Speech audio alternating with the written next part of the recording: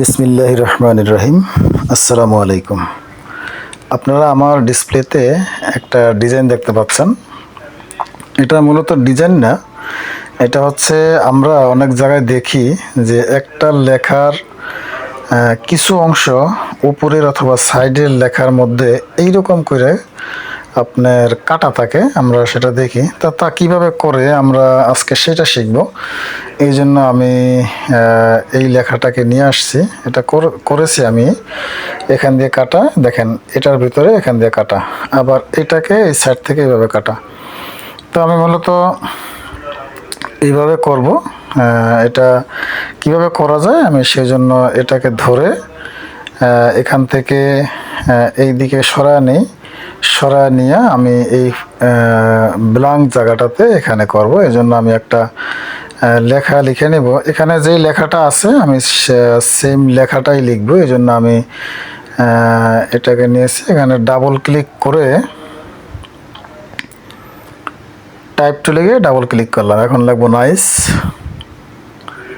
তারপরে এটাকে আমি কপি করব, উপরে উঠে নিলাম, নিয়ে এখান থেকে কপি করলাম। কপি করে এটাকে ব্লক করে 2 লিখলাম। এখন এই দুইটাকে আমি এখানে রেখে দুইটাকে আমি ধরে বড় করে নিই। এটাকে আমি আরও একটু বড় করে নিব, নিয়ে এই 2টাকেও আমি একটু বড় করে নিব।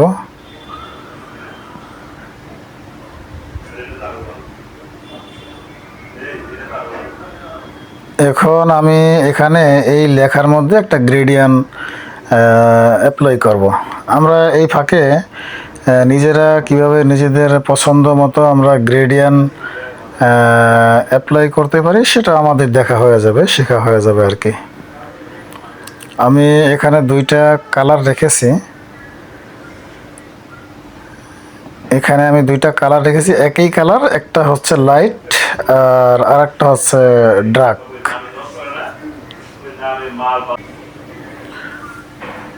তো আমি এখান থেকে দুইটা কালার নিয়েছিলাম, সেই কালার 2টা দিয়েই আমি এটার মধ্যে গ্রেডিয়েন্ট ইউজ করব। এই জন্য আমি এটাকে ক্রিয়েট আউটলাইন করে নিলেও হবে। তারপরে অবজেক্ট থেকে ওখান থেকেও এক্সপান্ড করে নিলেও হবে। আমি এটাকে এভাবে করে নিলাম, নিয়ে উপরের যে নাইস লেখাটা আছে এটাকে আমি একটু দিলাম, এটাকে কি বলে, এটাকে স্ট্রোক দিয়ে আমি, এটা হয় নাই, আমি এটাকে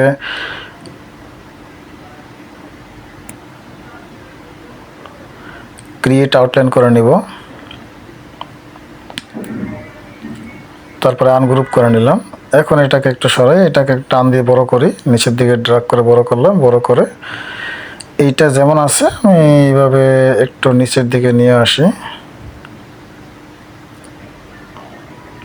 আচ্ছা, এটাকে আমি ইফেক্টে গিয়ে আর্টসে গিয়ে আমি এটাকে একটু হালকা বাঁকা করে নিয়ে অবজেক্ট থেকে আমি মোটামুটি এটাকে এরকম এক্সপান্ড করে নিলাম কাজ করার সুবিধার জন্য। এটাকে এভাবে রেখে আমি উপরে যেন 2টা কর্নার যেন যে কোনো 2টা লেটারের সাথে যেন থাকে। আর এটাকে ধরে এই জায়গাটাতে আমি বসাবো, একটু হালকা ছোট করে নিয়েছি, একটু হালকা ছোট করে এটাকে আরেকটু হয়েছে, এইভাবে বসায় দিলাম। এখন আমি এই যে কালারটা আমি এখানে অ্যাপ্লাই করব, এই জন্য এই কালারটাকে আমি করে রেখেছি, এটাকে একটু সরায় রাখি। এখন এই কালার দিয়ে আমি উপরের লেখাটার মধ্যে অনলি আমি এই গ্রেডিয়েন্টটা ইউজ করব। আমি একটা ক্লিক করার কারণে আমার গ্রেডিয়েন্টটা অলরেডি ব্যবহার হয়ে গেছে, এখানে অ্যাপ্লাই হয়ে গেছে। তারপর আমি এখান থেকে কিভাবে করে সেটা আমি দেখাবো আপনাদেরকে। আমি ওই স্লাইডে ক্লিক করে শিফট চেপে ধরে আমি এই কালারটা দিয়ে দিলাম। এটাকে আমি সরাই দেব, এটাকেও সরাই দেব, এটাকেও সরাই দেব।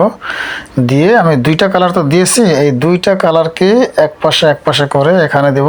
এটা হালকা যেটা লাইট টাইপের আর ডার্ক টাইপের, এটাকে কপি করে আবার এখানে দেব।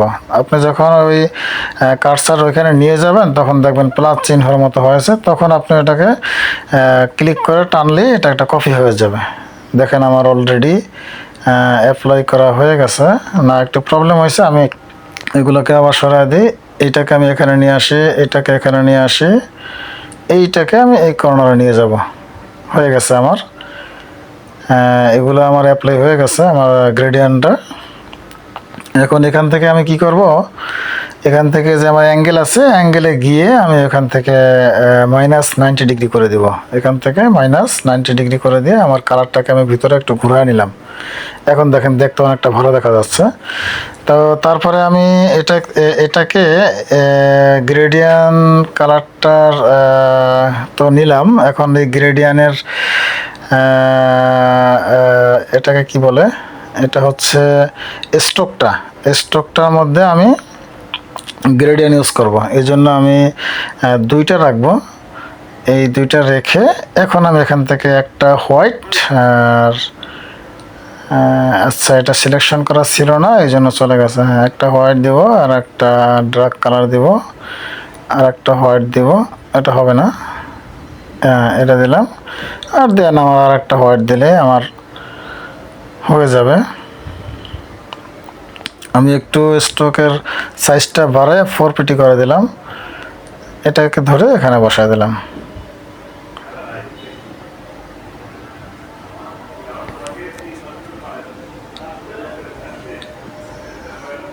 এটা আমি কেন করলাম আপনাদেরকে আমি দেখাবো একটু পরে জুম ইন করে। এই দেখেন এটা করার কারণে আমার লেখাটা কত সুন্দর দেখা যাচ্ছে। দেখেন লেখার একটা আলাদা শেপ আসছে, বোঝা যাচ্ছে যেন এটার মধ্যে আলাদা একটা শেপ ইউজ করা হয়েছে। দেখেন এই গ্রেডিয়েন্টটা আমি এই স্ট্রোকটা গ্রেডিয়েন্ট দেওয়ার কারণে আমার এই শেপটা আসছে লেখার মধ্যে। তো এই জন্য দেখতে সুন্দর লাগবে, এই জন্য মূলত দেওয়া। তো আমি এখন আমার বাকি কার্যক্রমে যাই। আমি এই দুইটাকে Ctrl+C এবং Ctrl+F দিয়ে কপি করলাম। কপি করে আমি পাথ ফাইন্ডারে গিয়ে ইউনাইট করে দিলাম। ইউনাইট করে দিয়ে এখান থেকে আমি পাতে আসলাম, অফসেট পাতে গিয়ে আমি এখান থেকে এটা একটু কমায় দিব। কমায় দিয়ে আমি রাউন্ডেড থাকা অবস্থায়, এটা যদি রাউন্ডেড না থাকে তাহলে আমি রাউন্ডেড করে দেবো। দেন এইভাবে আমি ওকেতে দেবো। ওকে দিয়ে আমি আবার যাব আমি পাথ ফাইন্ডারে। আচ্ছা এখান থেকে একটা কালার দিয়ে নিই। একটা কালার দিয়ে আমি মাঝখানে শিফট চেপে এখানে ক্লিক করে আমি আবার পাথ ফাইন্ডারে গিয়ে এখান থেকে ইউনাইট করে দেব। দিয়ে আমি এখন আরেকটা কালার দিয়ে নেব, যেহেতু সাদা হয়ে গেছে আমি এখানে ব্ল্যাক করে নেব। ব্ল্যাক করে নিয়ে আমি Ctrl+X দিয়ে এটাকে কেটে নিয়ে যাব। কেটে নিয়ে আমি উপরেরটাকে সিলেকশন করে আমি যাব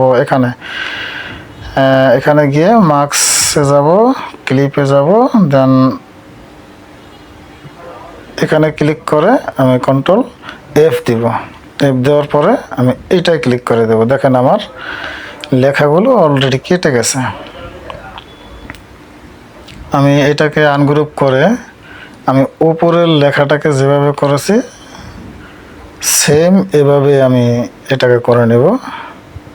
পাতে যাব, পাথ ফাইন্ডারে গিয়ে অফসেট পাথ দিলাম, দিয়ে এটাকে আমি ইউনাইট করে দিয়ে আমি একটা কালার দিব। এখান থেকে ইউনাইট করে দেব।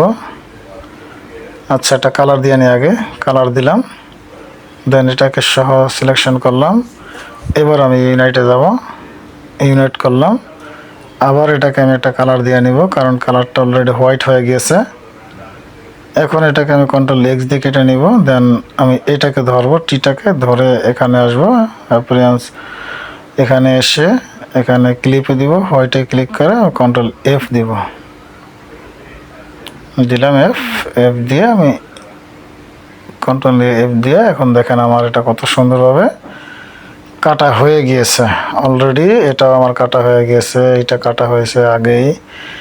এইটাও দেখেন, আমি একটু জুম করে আপনাদেরকে দেখাই কত সুন্দরভাবে এটার ভিতরে অংশগুলো কেটে গিয়েছে।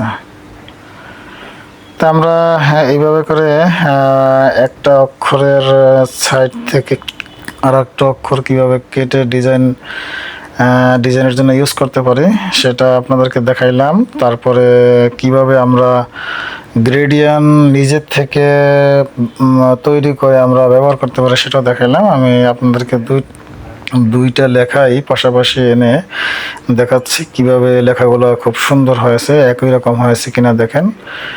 এটাকে একটু বড় করা লাগবে, আমি যেটা আগে করেছিলাম সেটাকে একটু বড় করতে হবে। এটাকে ধরে একটু হালকা বড় করে দেই। ওকে, ডান।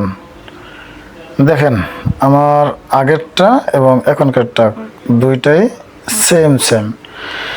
তো আপনারা আপনাদের মূল্যবান সময় দিয়ে আমার ভিডিও দেখার জন্য ধন্যবাদ। আসসালামু আলাইকুম রহমতুল্লাহি ওয়া বারাকাতুহু।